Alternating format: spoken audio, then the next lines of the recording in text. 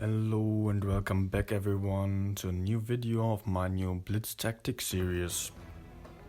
On this video I want to talk about creating Crossfire and Teamwork, especially with mobile tanks. And on this video I've got 3 replays for you. 2 of them are in solo and the last one is in platoon. But all of these gameplays are about the teamwork with another teammate, and none of them is solo carry, as it is as a solo carry would be like a 1 versus 3 in the end. All are exciting games in the end, but I will work together with another teammate here. And yeah, it's mostly about using the mobility, and in two replays I will drive a Batshit, and one I am playing a Sheridan. So, okay, concerning this replay for now, you can see that I knew their Sheridan, I think it is a Sheridan, was spotted on the other side, and therefore they only have 2 mediums. No one was spotted on the medium side, so I decided to quickly put out a clip, even if I take one. It would be perfect if I did not take a shot for that. But as I did not spot anything, I wanted to clear out this one very quickly. Unfortunately, I missed this one, which was I had the time to aim. It was just bad aim, and the Sheridan killed our FV for that. That was a bit silly to allow this one, but never mind. Let's go on. And I see the standard B is right in front of me here. Also the Leopard 1 PTA is right behind, so again I try to empty my clip as fast as possible, because I know, okay, the Leopard will be able to kill him now, and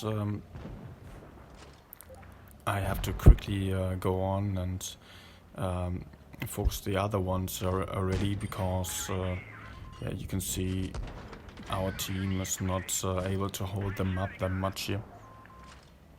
So again, I emptied my clip as fast as I could. Could not put out the last shot here, but IS-4 is pushing me, so I do not want to take the shot, and I also do not want to take the shot of a 268 here, especially not both of them. And also very important, I tried to not cross in front of his gun. I tried to bait him into thinking I would circle him, and went for the other way.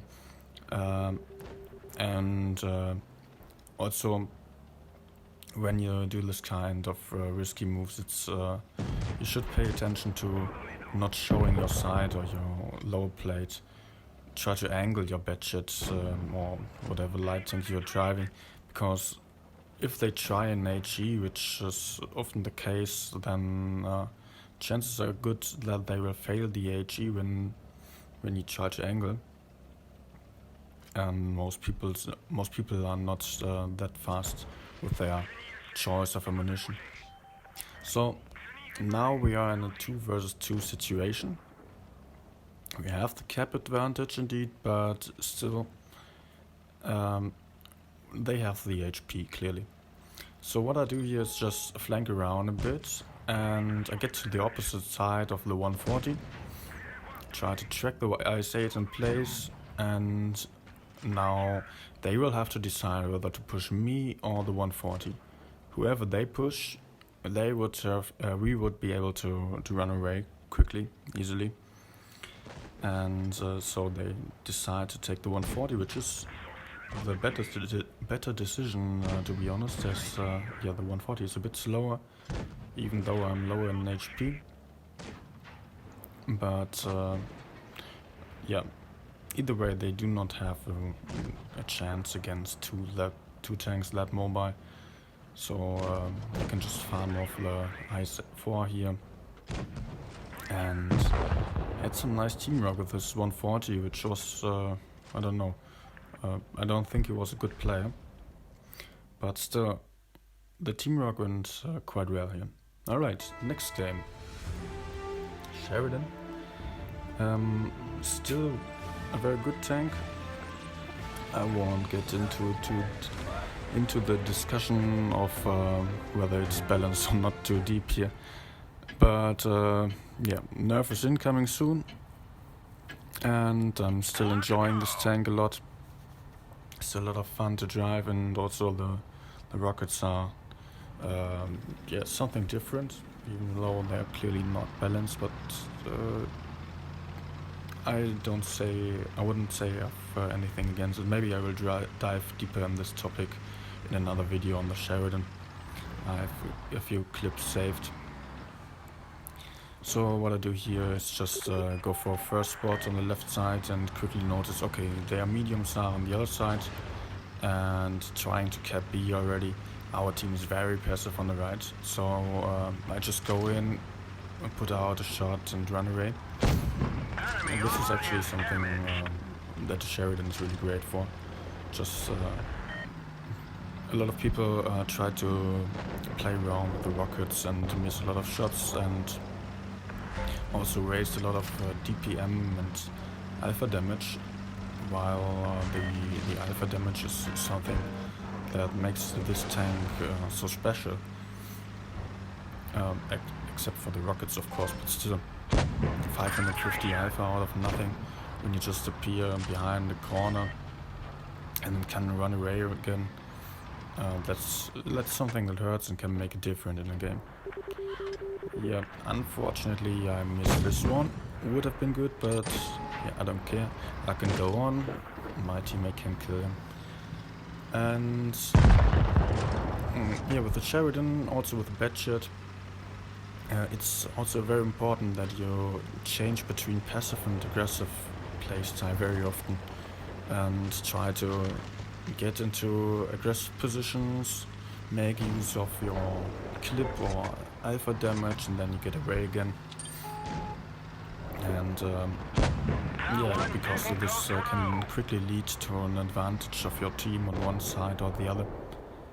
So same as what I did here. I tried to get behind them very quickly, and now I have the opportunity to create some crossfire. And yeah, my teammates are coming behind me to help me. Luckily they go for the grill, which is clearly the right decision. I was just trying to focus fire here, get safe behind this rock here, and to not get shot in the back by the I-7. I want to save my HP for later.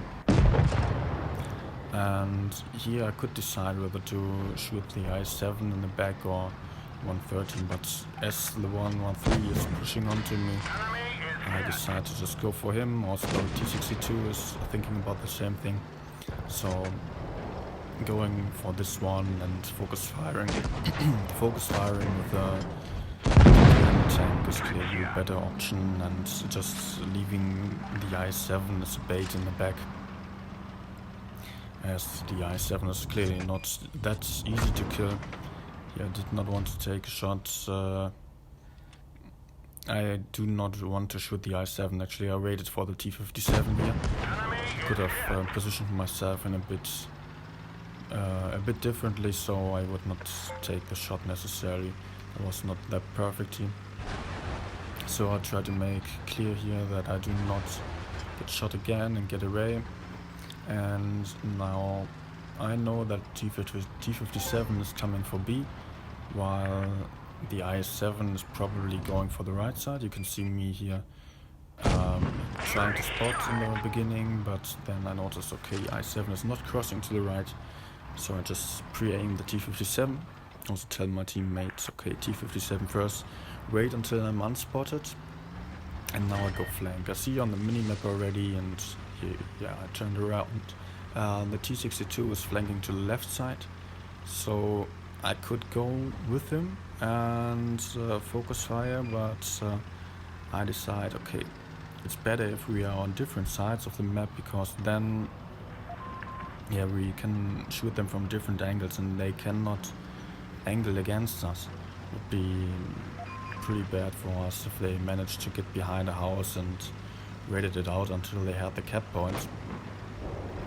Also very important here to take care of when you do this kind of push, that none of us was able to to push in too fast, because both of us were in the range of HP where T57 could clip us out. So as soon as one went in, the other had to be there. I rather let my T62 take the shots, as generally I do not trust my teammates on carrying the game.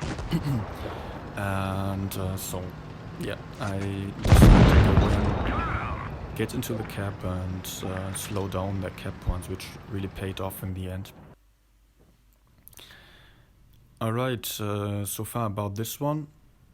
You can see T62 did about 2000 damage, not too much, but still it was a very helpful teammate in the end, even though he only had 45%, I think.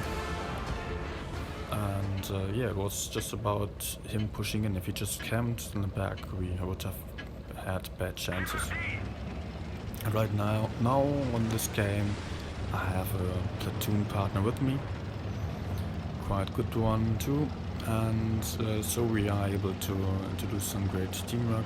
He does the first spot on the left side, while I generally, as I've already said in my mouse video, I rather go for the right side, do this quick spot here.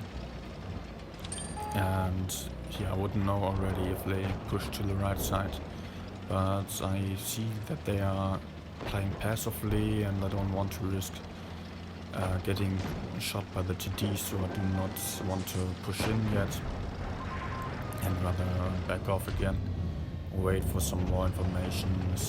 Also, this is an encounter battle, so I can expect that they have a lot of campers in the back. And yeah, now I see the projector on the left side, and I decide, okay, I7 is not that easy to push, I will just help on the left. And had B6 here. Also, we were on voice chat, so I made this push. I told my platoon partner, we just talked about this and thought, okay, let's push the left side quickly, because we have good chances of killing them. And I have to take care of not getting shot by the gorilla in the back. Whereas, yeah, when you know where the TD positions are, which are pretty obvious in most on most maps you've done several games, then you will know how to, or you should know how to take care of not getting shot by these positions. And of course you can't avoid this. Sometimes you have to pass the roads where you have these TD brushes in front of you, but still with some wiggling and going in, not going in straight lines, you will be able to make them miss you, as they also shoot over long ranges. So it's very hard for you to hit you when you are going a bit left and right. So at first I was like, okay, go to mid and maybe rush in again, but then our teammate died. So I know, okay, they will all turn back, and they know that we have our team in their back, so I can't get into their front, would be way too risky. And yeah, just get in some crossfire from this position and far in the back, not far enough to not get focused, and have cover right next to me. And I try to focus the lower HP E100 here. Also I know the FV405 is a one-shot. And they are pushing into our spawn, into our medium, which I don't know why he's taking over, but he had the chance to run. Also my platoon mate was a bit out of position here, but still he managed to get away.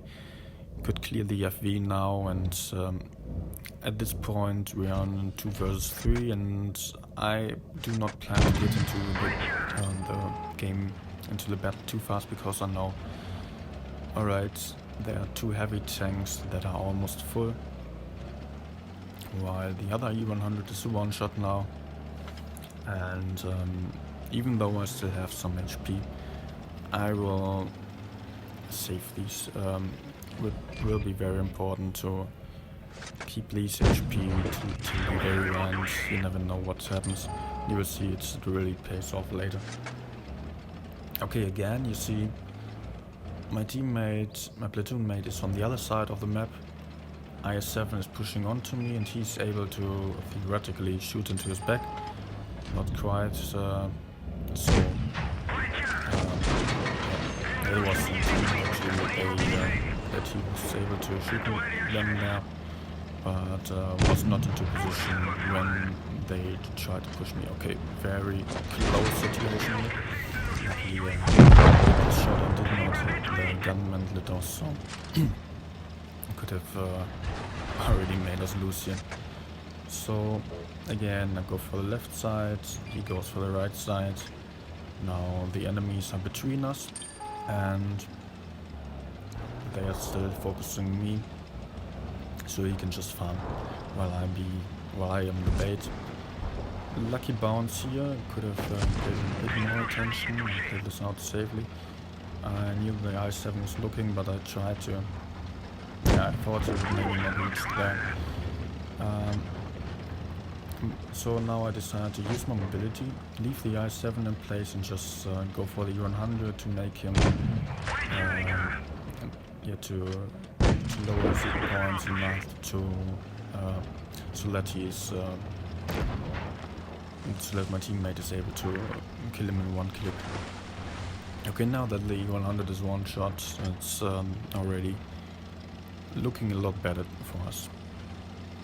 Again, I try to get around, get into the back, make them think that I would run away, and I know they will push my teammates, so I get behind them, just shoot into their back. U-100 not looking at me, and now I go for the full reload. I know, okay, when we have both a full clip, we can just take out the IS-7 without problems. If we place our shots, of course, very important, especially in Clipper.